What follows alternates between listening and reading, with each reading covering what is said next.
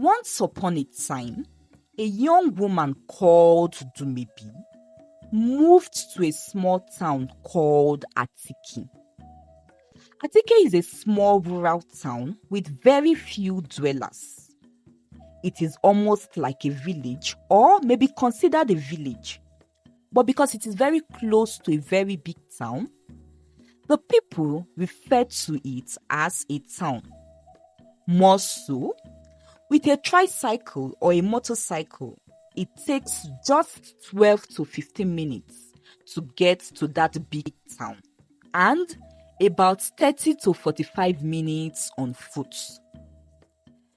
Earlier in the whole of Atiki town, nobody sells fruits, any kind of fruit at all. The town was not blessed with fruit trees like other villages and rural settlements. The people there were not into crop farming, as their land was not blessed and fertile for this. So, anyone who craves to have fruits has to go to the big town for them to get one. This means that they would always have to take tricycle or motorcycle, or would have to trek for 30 to 45 minutes before they could get the fruits they want. This was not so convenient, especially for those who were not so rich and financially buoyant that they would have to spend extra on transportation just to get fruits. A few women who do not work or who were not into any other businesses had thoughts of venturing into the business of selling fruits. But it was either they do not have the capital for it, or their husbands or fathers do not support them.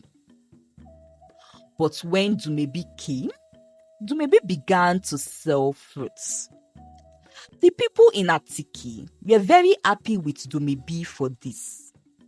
Dumebi sold different and many kinds of fruits: oranges, watermelon, pineapple, apple, bananas, and so many more.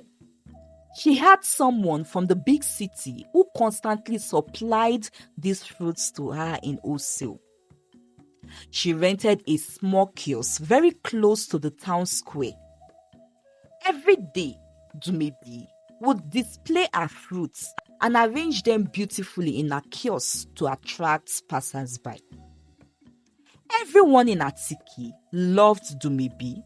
Not only had she solved their problem and made getting fruits easy, she was also a very warm and friendly person. "Thank you for patronizing me," Dumebi would always say to her customers with a smile.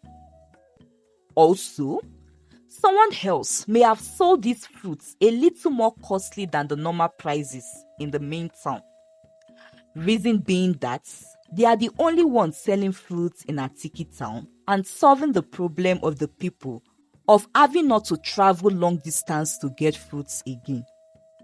But Dumebi did not do this. Rather, she even sold them at a lesser price. "Sorry, Dumebi, if it may seem as though I am prying, but I am curious. Why do you sell your fruits cheaper than those even in the big town? Do you get your fruit from somewhere else?" a woman asked one day. Dumebi smiled. "I buy them in bulk, so I get them at a very cheap price. Also, I am not a greedy fellow to hike the prices just to extort people," Dumebi explained. Dumebi became well known and popular in Atiki. She also had a few wealthy customers who drove from town to buy fruits from her instead of buying in the town. According to them, Dumebi's fruits were always fresh, and her warm smile and attitude compelled them to her. One of such customers was Miss Chioma. Every evening after work, Miss Chioma drove a small Camry car to Atiki to buy fruits from Dumebi. Not just that, she would also sit for a few minutes and have a chat with Dumebi before leaving. For a period of 9 months, Dumebi alone sold fruits in Atiki until one day when a man called Ekene also moved to Atiki, rented the empty kiosk next to Dumebi, and began selling fruits also. Now, a few people who loved Dumebi and were concerned about her business were not pleased with this. I am not saying that you will be the only one selling fruits in Atiki forever. All I am saying is that you should have at least chosen a different location, quite close to you. It will distract your customers and may eventually steal your customers from you. Uju, Dumebi's neighbor in her house, said to her one morning. Dumebi was not bothered by this. Thank you for being so concerned about me, but do not worry. I am not bothered by him at all. The sky is big enough for everyone to fly. And I know that those who love me will buy from me, Dumebi replied.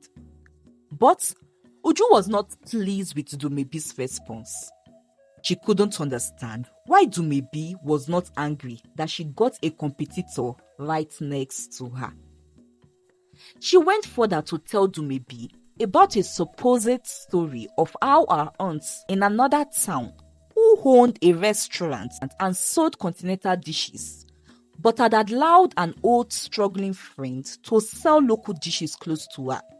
But that at the end, the friend ended up poaching her aunt's customers and started selling intercontinental dishes also. Uju insisted that Dumebi should bribe the landlord of the kiosk and area so they would ask Ekene to leave. Yet, Dumebi only smiled and told Uju that she was not going to do that and does not consider Ekene a threat to her business. We can all do well and succeed, and who knows, that area may be named fruit market in the future because of us, and more other fruit sellers may join us eventually, she said. Dumebi related well with Ekene, a new neighbor at where she sells and in the fruit business. She was not bothered that Ekene even sold other fruits that she was not selling. Fruits such as grapefruits, pear fruits, star apple, and soursop. This extra variety of fruits attracted buyers to Ekene, who sometimes buys all the fruits they wanted from him, even if Dumebi sells those ones also. As neighbors, Dumebi and Ekene became friends also and would help each other to look after their wares and also sell if one has to be somewhere else. They related on a friendly term and coexisted peacefully until Uju came to join them. Now, Uju was not really concerned about Dumebi as she pretends to. Before now, and before Dumebi ever came to live in Atiki, Uju was one of the women who had thought of the idea of starting a fruit business. Our aunt in another city had long suggested the idea to her when everyone in Atiki had to go to town to get fruits. Uju's aunts gave Uju the capital to start the business. But Uju was greedy and lost the money after investing it in Ponzi scheme. And when Dumebi came and started the business and was growing successful in it, Uju's aunts, who heard about it, used it to mock Uju constantly. This made Uju gradually began to resent Dumebi. To her, Dumebi was succeeding at where she had failed. So, though she smiled with Dumebi in the open, she resented her secretly. A few months after Dumebi had started, Uju had also wanted to attempt the fruit business again.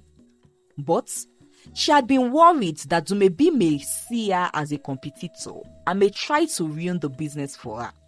So she had backed out. But now, she was shocked to discover that Dumebi could allow another person do the same business right next to her. Uju considered it losing for the second time. Imagine I was here, and Dumebi came to start this business right before my nose. I was trying to avoid wahala by not attempting to try the business again because we are neighbors at home, and I do not want any bad blood between us. And yet again, another person has started the same business, and more so, even right next to her. And she's even okay with it. Hi, this is a double blow to me. Why did I waste my time considering how she would feel the first time? Hi, I was a fool. Uju sat and was thinking in her house one morning. And with this, Uju decided to start her own fruit business also and rented the next kiosk close to Dumebi and Ekene. As a matter of fact, the shop she rented had been initially paid for by someone else who wanted to sell something different. But Uju convinced the owner of the kiosk to rent it out to her by bribing him with an additional half of the rent after paying the full rent. Dumebi was surprised to learn that Uju had rented the shop next to her and also wanted to start selling fruits. Uju, you were not pleased that Ekene had started doing the same business next to me, and you advised me to protest and act against him. How come you are doing the same thing now? Dumebi questioned Uju. Well, I remember that your response was that the sky was big enough for everyone to fly. So let me be. I want to fly also, Uju replied Dumebi spitefully. And so, Uju also began selling fruits in the same area with Dumebi and Ekene, with Ekene's own kiosk at the middle of the two women. And as with Ekene, though surprised at first, Dumebi was not angry with Uju at all. Rather, she welcomed her and shared helpful strategies with her about the fruit business. Dumebi also spoke well of Uju to Ekene. Uju had been nice to Dumebi when Dumebi first moved to Atiki town. She would often help her with chores and do market runs.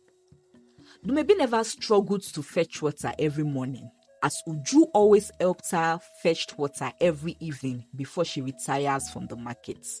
Do not worry, Dumebi, my friend. I know you are always busy with your business, so I am happy to always help in any way I can, Uju had said when Dumebi commended her and kept appreciating her for being so nice to her. And because of this, at any opportunity Dumebi gets to talk about Uju, all she sees are nice things about her. Uju is a nice person, no? She has been nothing but nice to me ever since I moved to this town, Dumebi told Ekene. Now, from the moment Ekene saw Uju, he liked her. She was beautiful and looked classy, that Ekene even wondered why a girl like her would opt for selling fruits by the roadside. And coupled with the fact that Dumebi spoke so highly of her, Ekene could not help but fall for Uju and desired her. He started looking for ways he could worm his way into Uju's heart. So, on the first day Uju opened her business officially, Ekene offered to help her arrange her ways and told her that she could call on him anytime if she needed help with anything. Now, Uju could tell instantly that Ekene's gesture of kindness towards her was because he likes her. However, Uju shunned him most of the time. To Uju, Ekene may be good looking, but he was not up to her level and not up to the men she goes out with. That Brooke guy? Please, God forbid that I allow that kind of man into my life. He is not my portion, I beg, Uju said to Dumebi when Dumebi drew her attention to the fact that Ekene had fallen for her. Then one day, she told Ekene off and warned him to stop coming close to her because he was a broke guy. I may be selling fruits here with you too, but you are certainly not on my level. Don't you know you stink of poverty? Please don't ever come close to me again, no, or attempt to ask me out, Uju told Ekene. That day, Ekene was sad and heartbroken, but Dumebi was there to comfort him. Don't worry, you will find a woman someday who would love and accept you regardless of your financial status, Dumebi told him. So, he became just friends with Dumebi alone, and they continued to look out for each other and for their business as it was before. Uju had started dating rich guys for money after her attempt to do business failed the first time. Sometimes, she acts as escorts to rich politicians on weekends. This is how she is able to afford the classy and expensive clothes she wears. Although, this lifestyle of Uju is not known to her poor, struggling father, who is a deacon in their church, and also to the people in her locality. In her locality, she made herself appear as a good girl, and this was why she decided to hide under the disguise of selling fruits, so that her father would not question her about the money she spent. Also, it is because she wants to prove her auntie wrong for constantly talking down on her when she had failed the first time. Now, because Uju was not really that interested in the fruit business, but had ventured into it to prove a point, she found it difficult to manage and didn't know how well to preserve her fruits. And so, her fruits often get rotten so fast. Because of this, people did not patronize her, but preferred to patronize Dumebi and Ekene. This made Uju angry, who reasoned that if she does not act fast, she would be considered a failure again. So, after thinking for days, she bought a strong chemical, a particular acid base containing a strong and large amount of hydrochloric acid, which could create faster spoilage when applied on fruit surface. Uju became suddenly and overly friendly to Dumebi and Ekene again, more than she was to them before. She faked an apology to Ekene, but still told him that she could never be in a relationship with him, except for just being friends. She did this so that she can gain access to their kiosks. She started leaving her kiosk every day to go chat with Dumebi and Ekene in their own stand. And when they are not watching or turn away to pick up something, or probably when they step out, Uju would quickly spray the chemical over the fruits without them knowing, as she ensured that the chemical she bought was prepared and refined in a way that eliminates every odor and color. Dumebi and Ekene started experiencing daily spoilage. At first, they had thought that it was from their suppliers, but they both had different suppliers and yet suffered the same thing. So, they eliminated the idea that it was from their suppliers. Then, they checked their entire kiosk for a hole, a probability of a pest invasion, or for the thing that could be causing the rapid spoilage of their fruits. Yet, they were unable to find anything. And Uju constantly carried out her evil acts unnoticed and uncaught. After 1 month of constantly experiencing this, Ekene could no longer stand it. So, the next time they got supplies from their suppliers, Ekene had the fruits tested in a lab before displaying them, and had it tested again when they started spoiling the next day. It was then that they discovered that the fruits were being corrupted with the said acid. So, Ekene set a trap which Uju fell into without knowing. He set up a hidden tiny surveillance camera at night around his and Dumebi's kiosk when everyone had gone home one evening. He was able to monitor the footage with a small phone and caught Uju spraying the chemical on Dumebi's fruits when she was not watching the next afternoon. Ekene was so angry with Uju for this, so he got her arrested even though Dumebi pleaded with him to let it go. Uju spent only one day in cell as Ekene withdrew the case after several pleas from Dumebi. But instead of Uju to be repentant and feel remorseful, she was angry and said to herself that she was going to teach Ekene and Dumebi a lesson. She lied to one of her sugar daddy, whose brother is the deputy commissioner of police in town, that Ekene had assaulted her because she refused to date him. She begged her sugar daddy to beg his brother to arrest Ekene and lock him up without releasing him. However, the next day, as the police officers who were sent to arrest Ekene were about to take him away, they received a call ordering them to abort the mission. The order was from a high authority in the country that even the deputy police commissioner and commissioner of police would dare not disobey. Then, Dumebi also received a call as the police officer were dropping their phone. And then she said to the caller, "Thank you, Daddy. They have aborted the mission, just as you ordered." After then, the police officers gave her a salute before leaving, which left Ekene and Uju staring at her in confusion. "Daddy, who are you and why did the police officers salute you?" Ekene asked Dumebi. Dumebi, realizing that she could no longer keep her real identity a secret anymore, told them who she was.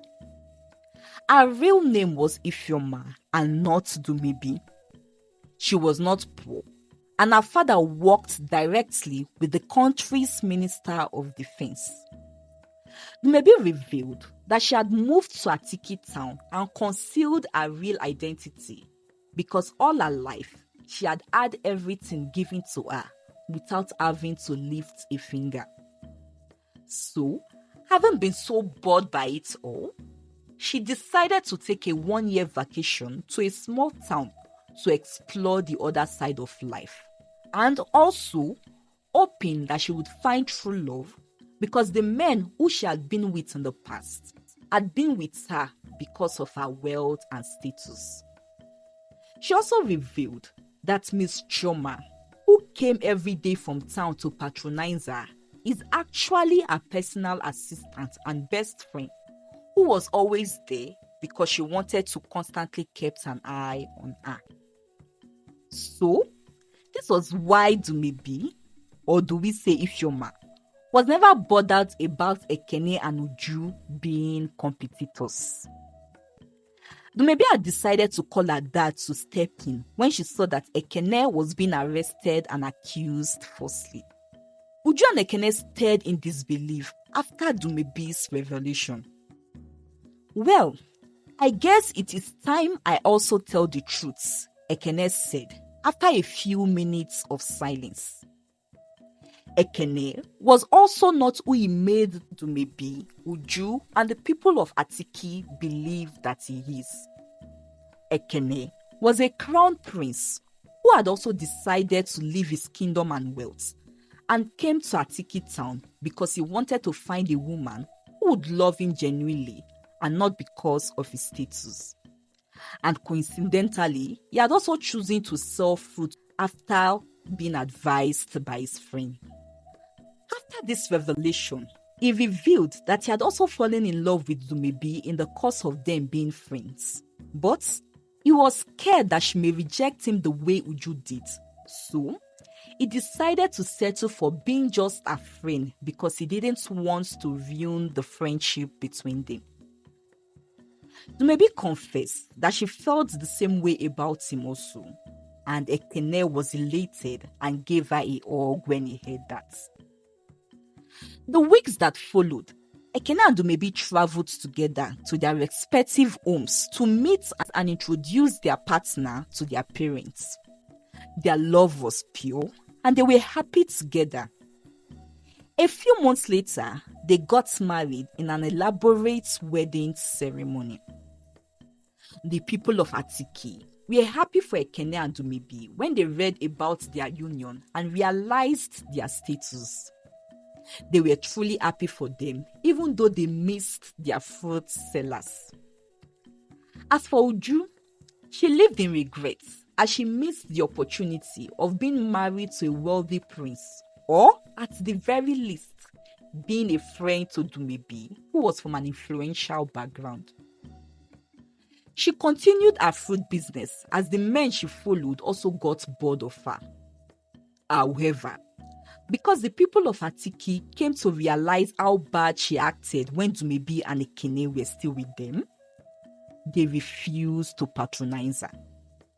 Instead, they patronized 3 other new people who took on the fruits business after Dumebi and Ekene left. These people also prospered in it, just as Dumebi and Ekene. And so, from then, the people of Atiki no longer had to travel to the town to get fruits, even after Dumebi and Ekene left. The end. I hope you enjoyed this story. Please give it a like and share with your friends and loved ones. And don't forget to hit on the subscribe button if you're yet to do so. Thank you for listening. I'll see you in my next story. Bye.